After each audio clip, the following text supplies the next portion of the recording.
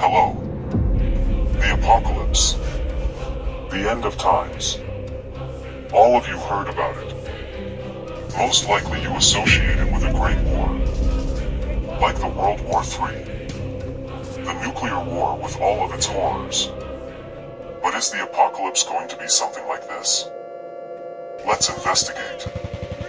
What is the apocalypse to begin with? What is the meaning of the end of times? Why the apocalypse must happen and what is its purpose? The Bible tells you that the world as you know it must end and the new world must begin. The reason for it will be the growing evil in the humanity. So the apocalypse must bring the end to all kinds of evil and the good must rule the world. The Bible also tells you that there will be the final battle between good and evil, and it will be the battle like no other that has happened before. When you hear about the Armageddon, the first thing that comes to your mind is the war in which the whole world will participate.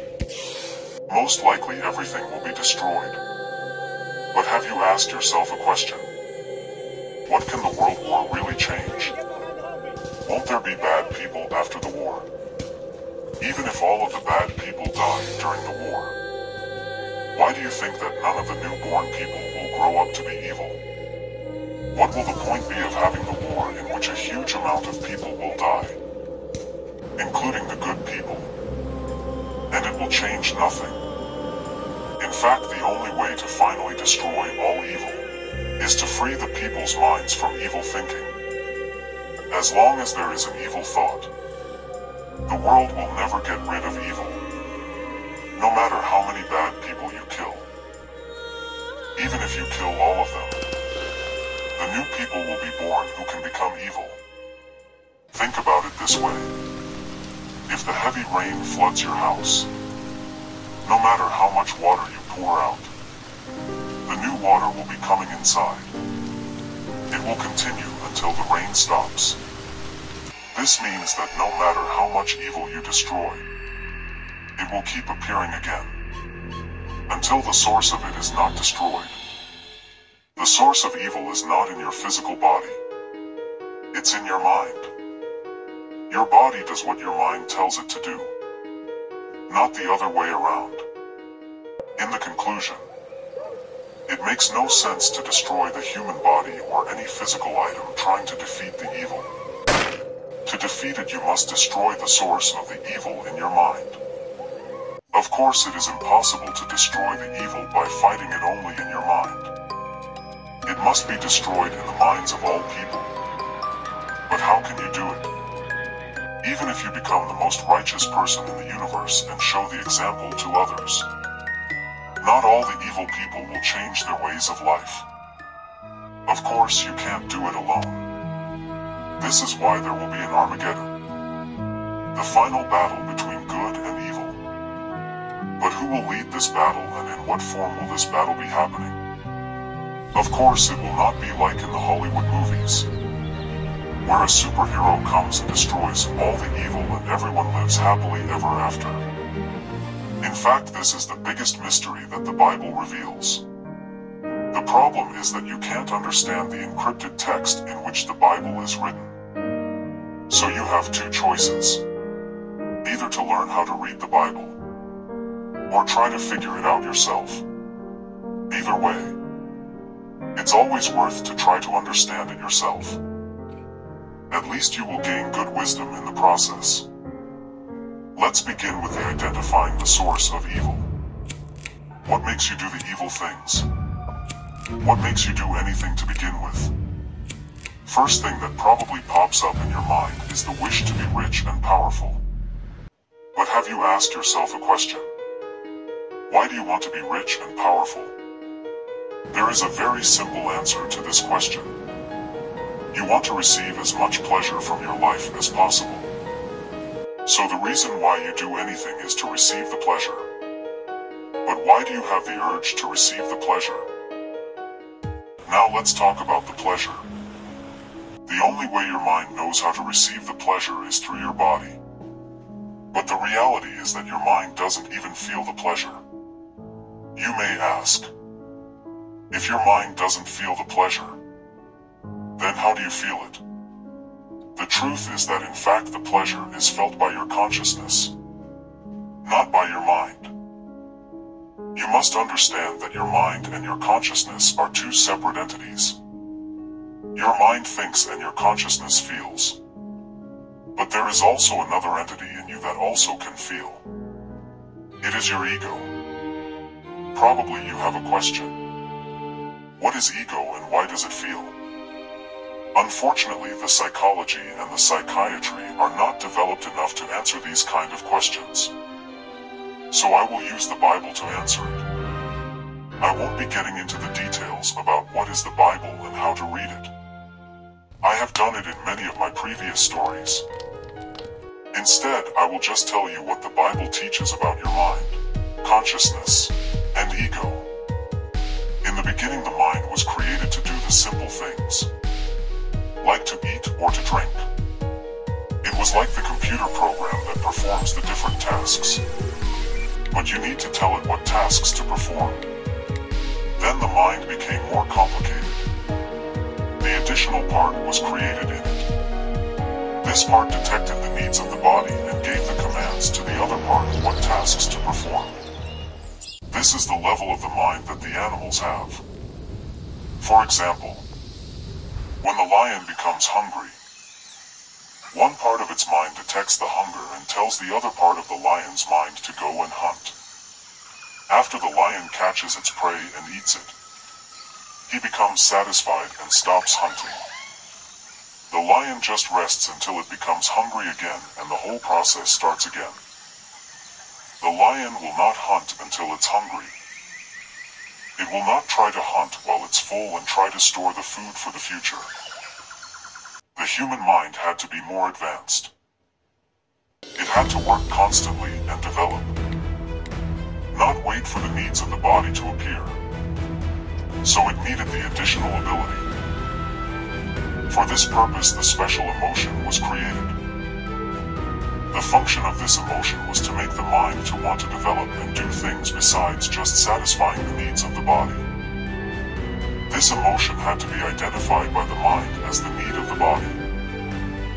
This emotion was made in the way that it is demanding the pleasure from the mind. So the part of the mind that detects the needs identifies this emotion as the need of the body and reacts to it. In order to demand the pleasure, this emotion has to feel it. So this emotion was created as a super emotion that can feel pleasure. You must remember that the devil was created as an archangel, the angel with the additional powers. The angels in the Bible symbolize your emotions. The good angels symbolize the positive emotions and the fallen angels, the negative emotions. This is where we come to the most interesting part. How and why the devil became the fallen angel, or how this emotion turned into the ego. Let's start from the fact that there are three entities in you. Your mind, your consciousness, and your ego. Only your mind controls your body, not your consciousness or your ego. Your body does only what your mind tells it to do. Your consciousness can suggest your mind to do something, but it can't make it. Similarly, the ego can also suggest your mind to do something, but it also can't make it. Since your ego can feel same as your consciousness, it realized that it doesn't need your consciousness to make your mind to function. So it tried to make your mind to ignore your consciousness. It tried to take over the functions of your consciousness. This is the story in the Bible telling about the devil challenging God. I have told you in my previous stories that God is the common consciousness and your consciousness is the representative of God in you. So by challenging your consciousness, the ego challenged God. God threw the devil out of heaven as a result. By doing this, he restricted the ego from the Holy Spirit. The Holy Spirit is the pleasure that is bestowed by God. So the ego couldn't receive the pleasure from God anymore. And he started to try to receive the pleasure from your body. For this it needed your mind to listen to it and do the things that would please your ego. Your ego doesn't care what your mind does, as long as it can receive the pleasure. This includes the evil things that the humans do. Unfortunately, the ego was created in such a way that your mind would listen to it. The intended purpose of this emotion was to make your mind function constantly by providing the pleasure for your ego. While you are still here, on the earth, you are bestowed the Holy Spirit from God. Each of us receives his or her portion of pleasure. But this portion is not enough to satisfy your ego. It demands more. In order to try to satisfy him, your mind has to steal the pleasure from the others. When you are hurting somebody physically or emotionally, you are stealing that person's pleasure. That's why you are receiving temporary pleasure. The person from whom you took his portion of pleasure must feel something to exist. So since he or she has no more pleasure left, he or she starts to temporarily feel pain. So the source of the evil is your ego. The Armageddon will be the battle where the ego will be defeated. Your consciousness will lead this battle, and the angels, or the positive emotions, will be his army. The Bible does not tell you that the evil will be destroyed.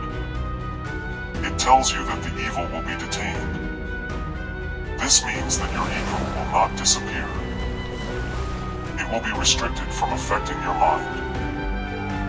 But if your mind will not be responding to your ego, then how will your mind function? How will it develop?